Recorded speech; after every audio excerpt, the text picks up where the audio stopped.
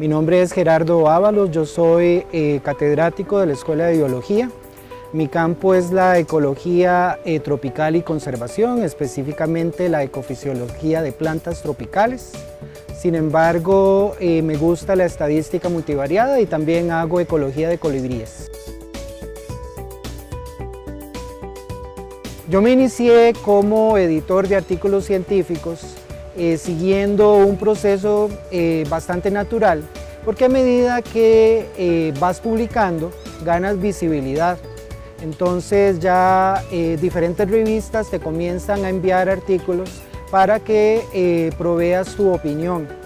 Entonces recuerdo el caso, por ejemplo, en una de las revistas en las que soy parte del comité editorial o Ecologia, donde yo hice un par de revisiones de artículos y creo que le gustaron a un editor asociado que me recomendó con el editor en jefe, y de ahí en adelante pues he sido parte del comité editorial y me ha gustado mucho porque he aprendido muchas cosas, no solamente en términos de lo que es el proceso de escritura científica, sino también el proceso de editar y de proveer esa retroalimentación que es tan necesaria para nuestros colegas.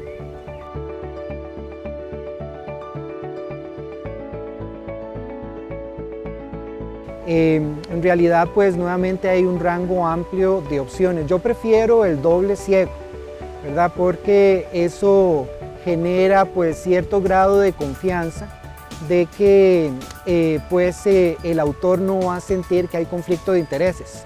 No es que los haya, yo creo que parte de la filosofía del sistema editorial y la revisión por pares es la honestidad, tanto del autor, ¿verdad?, en términos de publicar los datos y presentar los patrones que los datos muestran y analizarlos de una manera que sea correcta, así como de parte de los revisores, que tienen que proveer su opinión honesta sin que haya de por medio conflicto de intereses. Ahora, los artículos científicos para revistas científicas tienen un formato muy diferente del de un capítulo de un libro o bien el de un libro. Recientemente revisé un libro, ¿verdad? Y me llamó la atención en el sentido de que era un libro sobre historia natural. Entonces es un libro sobre ciencia, pero no tiene la misma rigurosidad científica que el artículo científico. Entonces hay que tomar eso en cuenta porque también hay que respetar la personalidad del autor, ¿verdad? Que el autor en este caso, obviamente no vamos a mencionar nombres, pues tomaba ciertas licencias, que eso es totalmente válido en el caso de los libros, sobre todo para una audiencia general. No sucede así en el caso del artículo científico. Tal vez detallar un aspecto importante de la revisión de capítulos. La revisión de capítulos a veces tiene, pues yo diría, la mala fama de que es muy laxa, porque hay toda una serie de presiones a nivel editorial para que el libro salga rápido. Entonces a veces los capítulos no se dan a revisores por pares con la frecuencia y el número que debería ser, digamos, apropiado. Y esto, digamos, sucede no únicamente para los autores a los que yo les he revisado capítulos, sino cuando yo he contribuido con capítulos. El mensaje, ¿verdad?, la moraleja es darlos a revisar a colegas que sean expertos para así obtener ese tipo de retroalimentación. La retroalimentación, sobre todo aquella que es de buena calidad, son como los buenos amigos. Es difícil de encontrar y cuando encuentras uno pues hay que aprovecharlo y pues beneficiarse de esa retroalimentación que va a ayudar que tu trabajo pues tenga una calidad mejor. Hay que revisar, ¿verdad?, que todo siga una secuencia lógica. El artículo científico en este sentido es un poquito más fácil de revisar que un capítulo o que un libro en ese sentido porque es sumamente estructurado. Entonces, por ejemplo, el título, desde el título hasta el resumen, la introducción, los métodos, debe seguir un cierto formato y una cierta trayectoria lógica. Yo le llamo así, sigue una secuencia lógica que intentamos pues que cuente una historia, que comience en un punto y cierre el círculo. Porque al final un artículo es eso, como cualquier pieza literaria, cuenta una historia.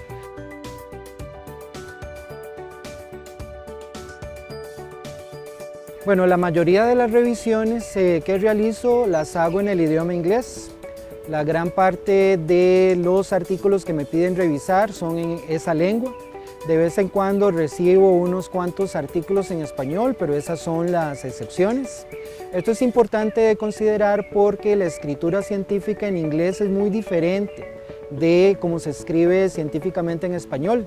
A veces mis colegas o estudiantes tienen esa idea, en mi opinión, errónea de que publicar en inglés es simplemente traducir literalmente del español, y no es así. Es decir, la lengua inglesa sigue toda una serie de reglas, incluso el uso de los signos de puntuación es diferente, entonces no es tan automático, aunque la ciencia es la misma, y cuando publicamos, el objetivo principal es que la información sea transmitida de una manera clara y concisa.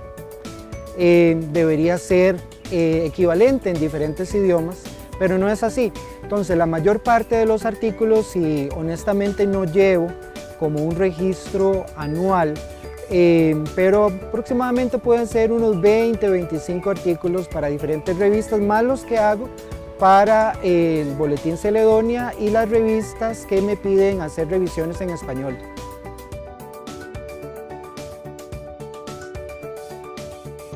Yo creo que la respuesta, digamos, políticamente correcta es decir que soy muy organizado, pero en realidad, ¿quién lo es? Entonces se trata de encontrar agujeros, ¿verdad? Ya sea en la noche o tal vez una tarde donde no se tenga mucho que hacer y avanzar en la revisión de esos manuscritos. Lo que yo hago es leerlos de principio a fin en una sentada. Idealmente ese es mi método. Y eventualmente los dejo posiblemente un día o dos reposar para reflexionar acerca de la calidad del artículo, de mis comentarios, y luego me siento y hago la revisión. Pues no es un proceso, digamos, sumamente metódico, va a depender principalmente del artículo. Hay artículos que son más difíciles que otros, que requieren un poco más de tiempo, que implican un poco más de trabajo, pero la idea es irlo sacando. Porque como editor yo sé que una de las cosas, posiblemente de los obstáculos más difíciles del proceso editorial, es cuando un revisor te dice que acepta hacer la revisión, o no la hace, o la hace tarde, o no la hace bien. Entonces es un trabajo que implica responsabilidad, implica también, en mi opinión, enseñar a los demás porque tiene un componente didáctico.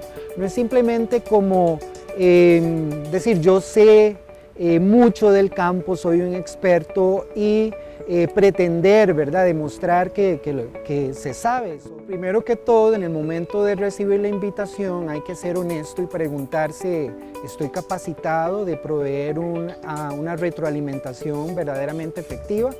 Y luego también si tengo el tiempo de hacerlo, porque nuevamente como editor le comentaba que uno de los principales problemas son revisores que aceptan la revisión y luego no la hacen o se pierden del mapa, entonces hay que andarlos persiguiendo y eso pues es molesto para ellos y también molesto para los editores y atrasan todo el proceso editorial. Entonces, una vez que se acepta la invitación, se adquiere ese compromiso. Y mi método es muy sencillo. Idealmente yo leo todo el artículo, todo el manuscrito, usualmente en una sentada, o sea, en una sesión desde el título hasta las referencias, que esto es importante también pues validarlas y asegurarse que no falten o sobren y que sean referencias apropiadas, porque últimamente en la literatura se ha dado lo que es la copia de referencias. O sea, la gente no se lee la referencia original y cita de una manera inapropiada el artículo. Entonces la audiencia tiene que llevarse un mensaje y a veces ese mensaje no es claro. Entonces en un artículo yo veo no solamente aspectos de consistencia en la lógica o estructura del artículo, sino también en la calidad de la ciencia. Si la revisión de literatura está bien, si los argumentos están bien presentados, si la discusión verdaderamente refleja la discusión que hay en la literatura, por ejemplo, que los análisis estadísticos estén correctamente aplicados y que se haya discutido todos los datos, que no haya, por ejemplo, el autor ido más allá de lo que le dicen los datos, pero que también le haya sacado jugo. porque a veces, y nuevamente en mi revisión, cuando eso sucede, yo le indico al autor o autora, ha perdido una oportunidad, sus datos daban un poquito para más, pudieron haber hecho un mejor aporte, y a veces los autores se quedan, digamos, de una manera muy temerosa, ¿verdad?, en cierto territorio y no se atreven a cruzar esa frontera que en la ciencia es muy válida, porque es necesario proponer nuevas ideas y probarlas y aportar a la literatura, no únicamente con datos, sino también con ideas.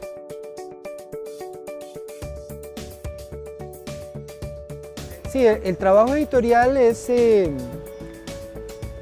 tiene cierto nivel de sacrificio, porque es un trabajo anónimo y también no ganas puntaje. Hay ciertos sistemas como Publons y otros que te asignan puntos por manuscritos revisados, sobre todo de ciertas revistas o editoriales. Sin embargo, honestamente yo no llevo registro de mis puntos en Publons. También es un proceso que no es obligatorio. Si no quieres reclamarlos, no los reclames. Algunas revistas al final del año editorial te envían un diploma y te dicen: en este año revisaste tantos artículos, estamos agradecidos por su esfuerzo, etc.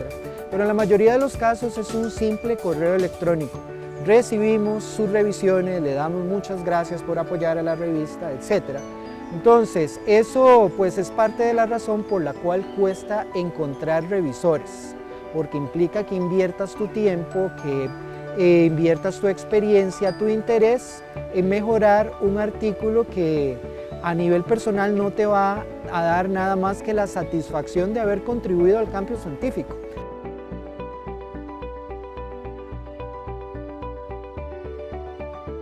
Es una recomendación que yo hago a mis estudiantes que están haciendo sus primeras armas en la publicación y en la investigación científica, y es que hay que aprender haciendo, hay que echarse al agua, no hay que esperar nuevamente tener condiciones ideales para publicar. Si nosotros revisamos el desarrollo de la ciencia, muchos científicos que hicieron aportes muy importantes, pues tuvieron condiciones sumamente hostiles para desarrollarse. Entonces, ¿por qué nosotros debemos de ser diferentes y utilizar tal vez esas razones como excusas para no hacer suficiente investigación? Entonces, en la medida de nuestras posibilidades, hay que contribuir, hay que asociarse, hay que colaborar. La ciencia es un proceso social, somos parte de ese movimiento que avanza el conocimiento, y la única forma de aprender a hacerla es haciéndola. Entonces no hay que tener miedo a publicar, incluso cuando los primeros artículos son rechazados, incluso cuando las revisiones pueden ser en cierta medida negativas y nos puede afectar un poco el ánimo de continuar. Hay que ser persistente.